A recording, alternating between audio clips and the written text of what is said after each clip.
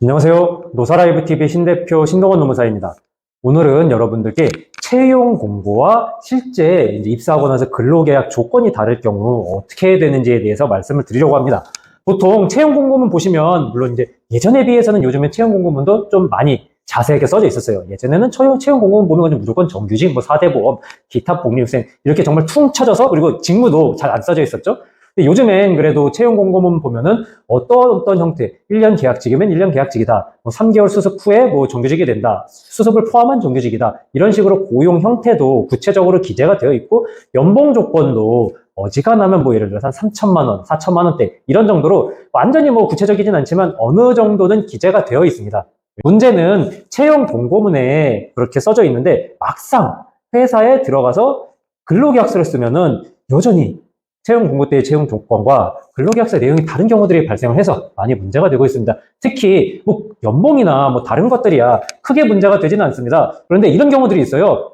분명히 채용 공고문에는 정규직 혹은 3개월 수습을 포함한 정규직이라고 써져 있는데 근로계약서 보니까 기간제 근로계약서인 겁니다. 딱 3개월짜리 이름이 수습계약서 혹은 시용계약서라고 해가지고 정규직이 아니라 근로계약 시작일과 종료일이 3개월로 끝나는 계약서. 요새 이거 많이 쓰거든요. 이거 썼다가 자칫 잘못하면은 근로계약 딱 3개월 끝나고 바로 끝나는 경우들이 있는데 이럴 경우에 어떻게 되는지 알려드릴게요. 먼저 수습이 포함된 정규직이라고 하면은 근로계약서도 정규직, 즉 시작일은 있지만 끝나는 날짜는 없고 다만 첫 3개월은 수습으로 한다. 이게 수습 3개월이 포함된 정규직 근로계약서입니다. 면접을 볼 땐 이런 식으로 하겠죠. 혹은 근로계약서 쓸 때 어지간하면 전환됩니다. 이게 형태는 3개월 수습인데요. 이거 끝나면은 특별한 일이 없으면 정규직 근로계약서로 전환이 됩니다. 라고 하는데 달라요. 3개월 딱 수습 기간만 있는 건 이거 끝나면은 예를 들어서 진짜 통과 못했다? 아니면 통과 같은 평가 같은 게 없더라도 회사가 딱 보기에 그냥 좀 마음에 안 들어. 이 정도 가지고도 끝내면서 자 이제 저희 채용 탈락했고요. 근로계약이 종료됐으니까 내일부터 안 나오셔도 됩니다. 이게 가능한 겁니다. 계약서 딱 그 근로계약 종료기간이 써져 있는 거는 3개월 수습이 포함된 정규직 근로계약서는 3개월 때 정확하게 보고서 이땐 근로계약 해지를 하는 거예요. 수습 근로자인데 본채용 거부, 즉 해고. 근로계약 종료, 계약기간 종료가 아니라 수습계약 끝나면서 해고가 되는 거고 이 두 가지가 엄격히 다른데 예전에는 수습 근로자 워낙 좀 해고 이런 경우들이 용이해가지고 그냥 대충 하지 해서 넘어갔는데 이게 부당해고 구제 신청으로 넘어가니까 너네 평가는 제대로 했어? 점수는 매겼어? 너네 있는 취업 규칙이랑은 맞아? 이런 식으로 해가지고 문제가 되는 경우들이 많아서 회사들이 귀찮으니까 혹은 노동위원회 가면은 꼬리 아프니까 이렇게 시용이나 수습기간 딱 3개월로 찍는데 이거 문제 없을까요? 그렇지 않습니다. 채용 공고문에 3개월 수습 후 정규직이다 라고 기재가 되어 있으면 문제가 되지 않아요. 그런데 채용 공고문에 정규직 가로치고 3개월 수습 포함 이렇게 하면 방금같이 3개월 근로계약서 쓰고서 종료되는 거 이거 부당해고로 걸립니다.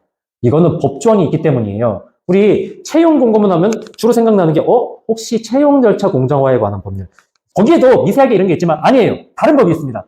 많이들 생소하실 텐데 직업안정법이라고 있어요. 보통은 직업 속에서 사람인이나 그런 것들도 어떻게 보면 직업 속에서가 될 수 있겠죠. 직업 속에서나 아니면 직업 공급 사업 하는 이런 업체들을 규율하는 법이 주로 직업안정법인데 거기에 이런 업체들 말고 모든 회사 근로자를 채용하는 모든 사업장을 규율하는 법조항이 몇 개 있어요.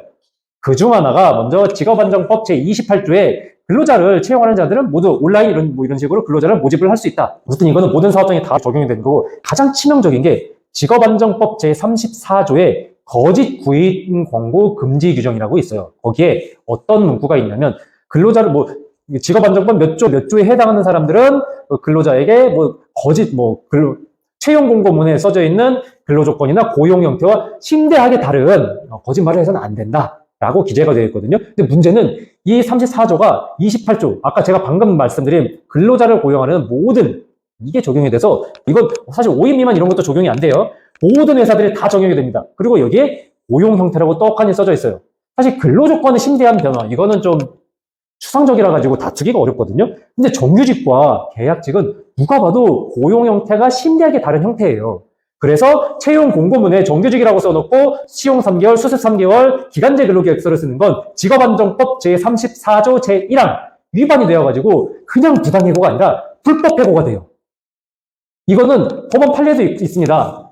2023년에 창원지법에서 해당 해고는 일반적인 부당해고가 아니라 불법 행위를 위해서 구상하는 부당해고라서 그 자체로 부당해고는 당연하게 성립이 되고 플러스 알파로 손해배상금도 700만 원을 지급을 해라 라고 나왔습니다. 그리고 방금 말씀드린 직업안정법은 과태료가 있는 게 아니라 벌금 규정이 있어요. 5천만 원 이하의 벌금 혹은 5년 이하의 징역.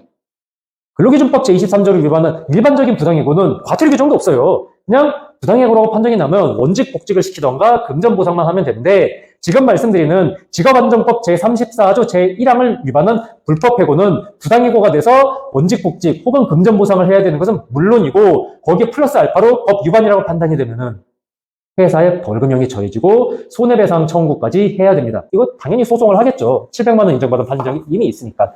어지간하면 부당해고가 불법행위를 구성하는 경우는 적은데 야 이거는 그냥 부당해고를 넘어서서 사기까지 되네 라고 해가지고 뭐 법에 사기라고 써져 있지는 않은데 어쨌든 직업안정법 제34조가 이렇게 강력하게 규율하는 거는 부인 사기, 채용 사기를 엄벌하기 위함이기 때문에 이 부분 회사 입장에서는 좀 조심하셔야 될 것 같고 이로 인해서 피해를 입은 근로자분들께서는 한번 나도 이 법에 대해서 이 사례에 적용이 되나 한번 좀 고민을 해보시고 인근 노무법인 찾아서 상담 한번 해보셨으면 좋겠습니다. 오늘은 채용 공고문과 내가 받아든 실제 근로계약서가 달랐을 때 어떤 일이 벌어지는지에 대해서 말씀을 드려봤는데요. 오늘 방송 내용이 여러분들께 도움이 되셨다면 구독과 좋아요 부탁드리고 오늘 방송 여기서 마치도록 하겠습니다. 여러분 즐거운 하루 되세요.